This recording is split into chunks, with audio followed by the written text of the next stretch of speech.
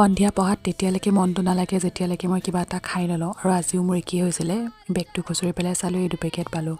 মজা কিন্তু মই অকল এনেকৈ খাই থৈ নিদিওঁ ইয়াত অকণমান টেষ্টটো বঢ়াই দিম সেইবাবে ঘৰত যিমান যি বস্তু আছিল চব অকণমান দি দিছোঁ পিঁয়াজটো কটা দেখি নক'ব আকৌ মানে জল্দিকৈ কাটিছোঁ কাৰণ পঢ়িবও লাগিব খাই পেলাই ইয়াত আপোনালোকে বিলাহীও দি দিব পাৰে কিন্তু কি ক'ব গাইছ যোৱাকালি বিলাহী খাই মোৰ অৱস্থা একেবাৰে বেয়া হৈ গৈছিল সেইবাবে আজি লোভটো অকণ সামৰি বিলাহীটো নিদিলোঁ আৰু জানো গাইছ এই পেকেটবিলাক আমাৰ দেহৰ কাৰণে একেবাৰে আনহেল্ডি হয় কিন্তু কি ক'ব আমাৰ জিভাখনে আকৌ এইকেইটা বস্তুৱে খাই বেছি ভাল পায় আৰু মিমিত থকাই মছলা পেকেট দিলেহে টেষ্টটো কমপ্লিট হ'ব সেইবাবে চব দি দিছোঁ যি আছে চব দি দিছোঁ মাত্ৰ একো ৰখা নাই আৰু বাকী ঠাণ্ডাৰ দিনৰ সন্ধিয়া এনেকুৱা কিবা অকণ খাব পালেহে পঢ়িবলৈ মনটো যায় ভালকৈ আৰু এই গোটেইখিনি মই অকলে খোৱা নাই দি মানে আমাৰ ঘৰত আৰু এটা প্ৰাণী আছে ভাইটি তালৈ অকণমান থৈ দিছোঁ আহি নাপালে চেচ আৰু এতিয়া ঠাণ্ডা দিন যে বাচন ধুবলৈ মন যোৱা নাই সেইবাবে পেকেটটোতে থৈ দিছোঁ মানে সিটো নুধুৱে মই ধুব লাগিব আৰু কি ক'ম গাইছ মাত্ৰ 2টা জলকীয়া দিছিলোঁ কিন্তু এনেকুৱা জ্বলা বাপৰে